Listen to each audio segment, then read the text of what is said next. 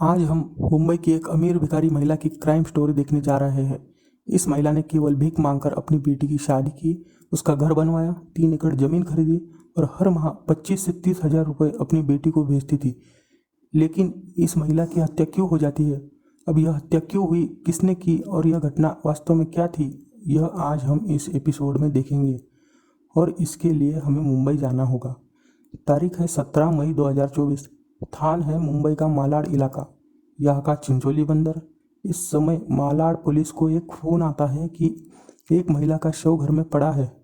जब यह जानकारी मिली तब मालाड पुलिस ने घटना की जानकारी ली और घटनास्थल पर पहुंची। चिंचोली का विट्ठल नगर है। उस जगह एक किराए के कमरे में यह डेड बॉडी पड़ी हुई थी। घर मालिक ने पुलिस को यह जानकारी दी थी। मृत महिला का नाम शांताबाई कुराडे था और किसी ने घर में घुसकर सिर पर वार कर उनकी हत्या कर दी थी। घर का सामान अस्त व्यस्त था, जिससे यह हत्या चोरी के इरादे से हुई ऐसा प्राथमिक अनुमान लगाया जा रहा था। जांचकर्ताओं ने जानकारी निकाली कि यह महिला क्या काम करती थी। वह भीख मांगती थी। अब भीख मांगने वाली महिला के घर में चोरी कौन करेगा और क्यों करेगा, इसीलिए जांच शुरू हो गई। जब पुलिस ने जांच शुरू की तो आसपास के सीसीटीवी फुटेज चेक किए गए। लगभग 50 सीसीटीवी चेक किए गए और उस समय सड़क की एक सीसीटीवी फुटेज में हत्या के दिन व्यक्ति बिना चप्पल के घूम रहा था। पुलिस को शक हुआ और उन्होंने उस व्यक्ति की तलाश शुरू की। इसके बाद जांच में तेजी आई और शांताबाई के घर मालक ने उस व्यक्ति को पहचान लिया, क्योंकि पुलिस को जो फुटेज मिला था वह घर मालक को दिखाया। उन्होंने उस व्यक्ति को पहचाना। वह संदिग्ध व्यक्ति बैजू महादेव मुखिया था, जिसकी उम्र लगभग 45 के आसपास थी। अब वह बैजू कौन था? तो वह पहले उसी घर में रहता था जहां शांताबाई रहती थी। इसीलिए पुलिस ने उसकी खोज शुरू की और उसके बाद कुछ मुखबिरों और अन्य साधनों से पता चला कि वह विजयवाड़ा क्षेत्र में है। इसके बाद पुलिस ने उसे हिरासत में ले लिया और उससे पूछताछ शुरू की। शुरुआत में उसने इनकार किया, लेकिन जब पुलिस ने उसे कठोरता दिखाई तो उसने हत्या की बात कबूली। बैजू मूल रूप से बिहार का रहने वाला था और वह मुंबई काम के लिए आया था। वहां रहकर वह मजदूरी करने लगा। शुरुआत में वह विट्ठल नगर के एक कमरे में रहता था, लेकिन बाद में उसने किराया देना बंद कर दिया और झगड़ा करने लगा। इसलिए कुछ महीने पहले या कुछ समय पहले घर मालक ने उसे कमरे से निकाल दिया और उसका सारा सामान रख लिया। जब तक किराया नहीं देगा तब तक सामान नहीं मिलेगा। इसके बाद बैजू वहां से चला गया। वहां से जाने के बाद शांताबाई कुराडे उस कमरे में रहने आ गई और 4,000 रुपये महीने का किराया देती थी और 15,000 रुपये एडवांस दे चुकी थी। अब बैजू को अपना सामान चाहिए था और इसलिए 17 मई 2024 को वह शांताबाई के कमरे में आया। दरवाजा हटाकर अंदर घुसा। उस समय उसने देखा कि शांताबाई सो रही है और वहाँ पैसों से भरा एक बैग पड़ा हुआ है।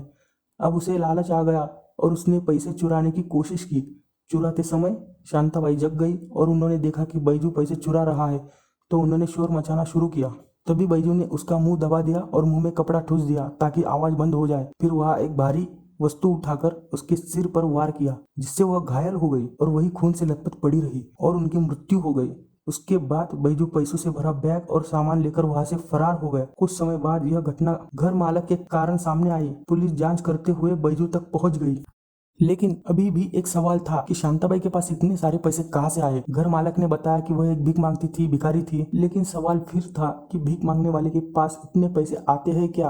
पुलिस ने अधिक जानकारी ली और जांच की। इस पूछताछ में पता चला कि शांताबाई सातारा जिले के कराड़ क्षेत्र में रहने वाली थी। पुलिस गांव जाकर शांताबाई के बारे में अधिक जानकारी जुटाने लगी। करीब 35 साल पहले शांताबाई कराड़ में रहती थी। उनकी बेटी थी और उनके पति का निधन हो चुका था, तो बेटी की सारी जिम्मेदारी उन पर आ गई थी। फिर शांताबाई अपनी बेटी को लेकर मुंबई में आई, लेकिन उन्हें कोई काम नहीं मिला, तो उन्होंने भीख मांगना शुरू किया। मालाड इलाके में वह भीख मांगने लगी। मंदिरों और दरगाहों पर जाकर बैठती और भीख मांगती। धीरे धीरे दिन बदलने लगे। उन्हें अच्छी तरह से भीख मिलने लगी और उनकी बेटी भी बड़ी होने लगी।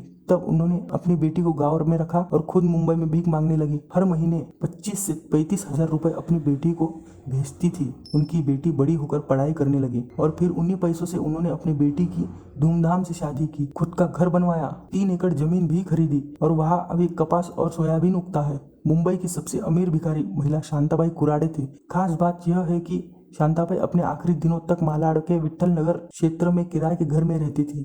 कठिनाइयों में जिंदगी गुजार रही थी, लेकिन अपनी बेटी और नाती का जीवन सुधार दिया। उनके भविष्य की चिंता की, लेकिन उनका खुद का अंत बहुत ही दुर्भाग्यपूर्ण रहा।